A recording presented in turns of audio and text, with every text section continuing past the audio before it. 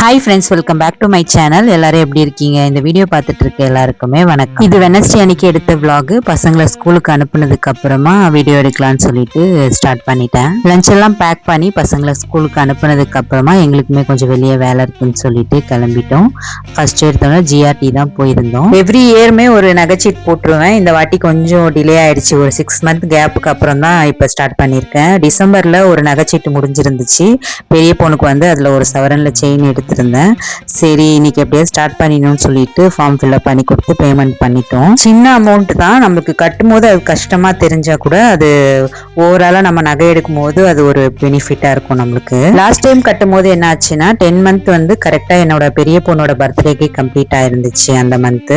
சரின்னு சொல்லிட்டு அவளுக்கு அது பர்த்டே கிஃப்ட் மாதிரி எடுத்து கொடுத்தாச்சு. பர்த்டேக்கு செயின் கிஃப்ட் பண்ணதுக்கு என் பொண்ணோட ரியாக்ஷன் வந்துட்டு, நெக்ஸ்ட் டைம்ல இருந்து இந்த மாதிரி காஸ்ட்லி கிஃப்ட் எல்லாம் பண்ணாதமா, ஏதாவது ஆக்ஷன் ஃபிகர் மாதிரி கிஃப்ட் பண்ண எனக்கு அப்படின்னு சொல்லி அவ கேட்டிருந்தா. கோல்ட் ரேட் எல்லாம் பயங்கரமா ஏறிட்டு இருக்கு. நம்ம கட்டுற அமௌண்ட்டுக்கு ஒரு 1/4 சவரன்ல இருந்து 1/2 சவரன் எடுக்கிறதே பெரிய விஷயமா இருக்கும் போல போற போக்க பார்த்தா. ஜிஆர்டில இருந்து வேலை எல்லாம் முடிச்சுட்டு வெளியே வரும்போது இங்க நாவல் பழம் வித்துட்டு இருந்தாங்க. சரி, நான் அது கொஞ்சம் வாங்கிட்டு அங்க இருந்து கிளம்பியாச்சு.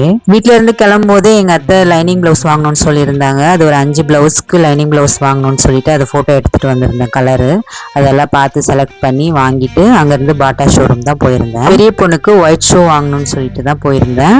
அதுக்கப்புறம் அவளுக்கு மட்டும் வாங்கிட்டு அங்கேருந்து அப்படியே டிமார்ட் போயிருந்தோம். பாட்டா ஷோரூமில் வாங்கினா ஷூ பொறுத்த வரைக்கும் கொஞ்ச நாள் நல்லா உழைக்கும். அதனால எப்போவுமே இங்கே தான் வாங்குவோம். அதுலேயும் பசங்களுக்கு ஏதாவது வாங்கினோன்னா அவங்க அப்பாவே நல்லா ஸ்ட்ராங்காக இருக்கான்னு அதெல்லாம் செக் பண்ணி வாங்கிடுவாரு.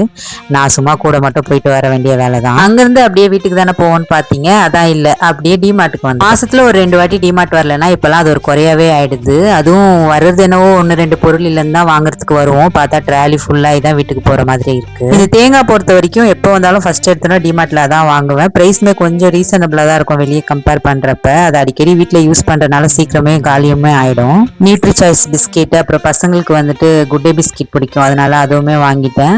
இப்பெல்லாம் டீ வந்துட்டு இந்த கண்ணந்தேவன் டீ தூள் நல்லா இருக்குன்னு சொல்லிட்டு அதான் வாங்கிட்டு இருக்கேன். இந்த பார்லிஜி பிஸ்கெட்டு சின்ன வயசுல சாப்பிட்ட ஞாபகத்துக்கு எடுத்து பார்த்துட்டு இருந்தேன். ஒரு டைம்ல ஒரு கவர் சேஞ்ச் ஆகுது. இந்த வாட்டி ஒயிட் கலர்ல அதே குழந்தை போட்டோ இருந்துச்சு, அதான் அதை எடுத்து பார்த்துட்டு இருந்தேன். ஒரு வழியா ஒரு 2 ஹவர் ஷாப்பிங்க்கு அப்புறமா பில்லிங்க்கு வந்துட்டேன். இங்க வந்து பார்த்தா ஹஸ்பண்டை காணோம். அவர் எங்க போயிருப்பாருன்னு எனக்குமே தெரியும். பில்லிங்க்கு என்னை விட்டுட்டு அவர் எப்பவுமே பீஸா ஆர்டர் பண்ண போயிடுவாரு.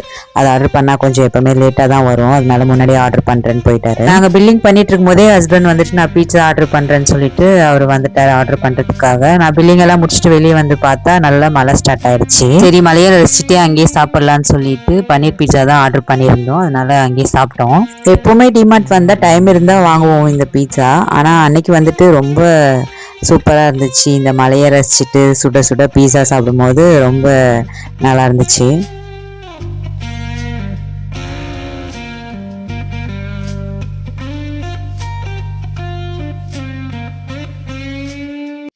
பசங்களுக்கு ஸ்கூல் விடுற டைமுமே ஆயிடுச்சுன்னு சொல்லிட்டு அப்படியே வரும்போது பசங்களுமே ஸ்கூல்ல இருந்து பிக்கப் பண்ணிட்டு வீட்டுக்கு வந்தாச்சு. ஸ்கூல் ஸ்டார்ட் ஆகும் போது இந்த மாதிரி மாடல்ல தான் டிஃபன் பாக்ஸ் வாங்குறேன்னு சொல்லிட்டு நான் சொன்னேன். ஆனா பசங்க கேட்கல. எங்களுக்கு வந்துட்டு நல்லா ஸ்டைலிஷா வேணும்னு சொல்லிட்டு ஆன்லைன்ல 2 பேருமே அவங்களுக்கு பிடிச்ச மாதிரி ஆர்டர் பண்ணாங்க. ஆனா அது பார்த்தா குவான்டிட்டி வைஸ் ரொம்ப கம்மியா பேக் பண்ற மாதிரி இருக்கு. வாஷ் பண்றதுக்குமே அந்த அளவுக்கு கம்ஃபர்டபுளா இல்ல. வீக்லி ஒன்ஸ் கொடுத்து அனுப்புறதுக்கு ஓகே, ஆனா டெய்லி யூஸ்க்கு செட் ஆகாதுன்னு சொல்லிட்டு பசங்களை கன்வின்ஸ் பண்ணி எப்படியோ ஸ்டீல் டிஃபன் பாக்ஸே வாங்கிட்டேன். டிமார்ட் போனாவே தேவையில்லாம லிஸ்ட்ல ஏதாவது ஒன்று ஆட் ஆகும். இந்த வாட்டி அந்த மாதிரி ஆட் ஆனதுதான் சாண்ட்விச் மேக்கர்.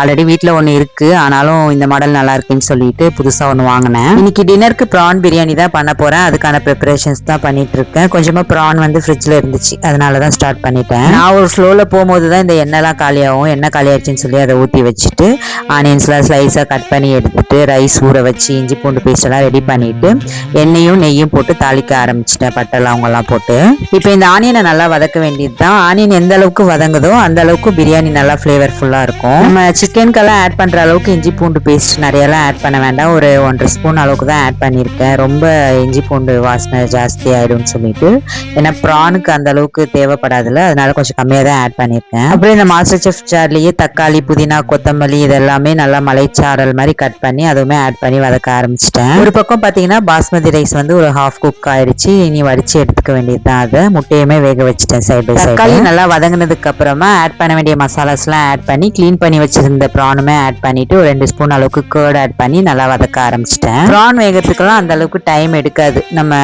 எல்லாம் நல்லா மிக்ஸ் பண்ணி ஒரு 5 மினிட்ஸ் வேக வச்சுட்டு நம்ம ரைஸ் போட்டு தம் போட வேண்டியதுதான். இந்த ஸ்டேஜ்ல வந்துட்டு தேங்காய் பால் வந்து கொஞ்சமா ஆட் பண்ணோம். நான் வந்து தேங்காய் பேஸ்டாவே ஆட் பண்ணிட்டேன், கம்மியா தானே குவான்டிட்டி பண்றோம்னு சொல்லிட்டு. தேங்காய் பேஸ்ட் போட்டு ஒரு 2 நிமிஷம் வதக்குனதுக்கு அப்புறமா நம்ம ஆஃப் குக் பண்ணி வச்சிருக்க ரைஸுமே ஆட் பண்ணிட்டு தம் போட்டுடலாம். நல்லா மிக்ஸ் பண்ணதுக்கு அப்புறமா ஒரு 15 to 20 மினிட்ஸ் லோ ஃப்ளேம்ல வச்சு தம் போட போறேன். ஃபைனலா க்ளோஸ் பண்றதுக்கு முன்னாடி கொஞ்சம் லெமன் ஜூஸ், புதினா, அப்புறமா நெய் இதெல்லாம் ஆட் பண்ணிட்டு அதுக்கப்புறமா க்ளோஸ் பண்ணிட்டேன்.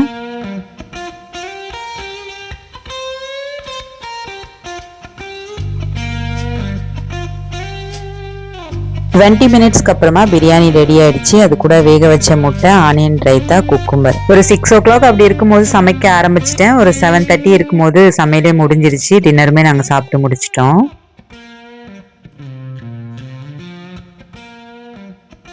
எப்பவுமே டின்னர் ஒரு 7:30க்கே சாப்பிட்டுருவோம். அதுவும் இன்னைக்கு பிரியாணின்றனால கொஞ்சம் சீக்கிரம் சாப்பிடணும்னு வேக வேகமா பண்ண. ஆனாலும் 7:30 ஆயிடுச்சு. ஹஸ்பண்ட் அவங்க ஃப்ரெண்டு வீட்டுல இருந்து இந்த ஒபட் கொடுத்து அனுப்புனாங்க. பருப்பு போலி இதுவுமே வச்சு நைட்டு டின்னரை சூப்பரா சாப்பிட்டு முடிச்சாச்சு. தர்ஷினி வந்து ப்ரான்ஸ் சாப்பிட மாட்டா, அதனால பிரியாணி ரைஸ், முட்டை அது மட்டும் அவளுக்கு கொடுத்தேன். ஓகேங்க, இந்த வீடியோ இதோட முடிச்சுக்கிறேன். இந்த வீடியோ உங்களுக்கு பிடிச்சிருக்கும்னு நினைக்கிறேன். இதோட நெக்ஸ்ட் வீடியோல பார்க்கலாம். அது வரைக்கும் பாய்.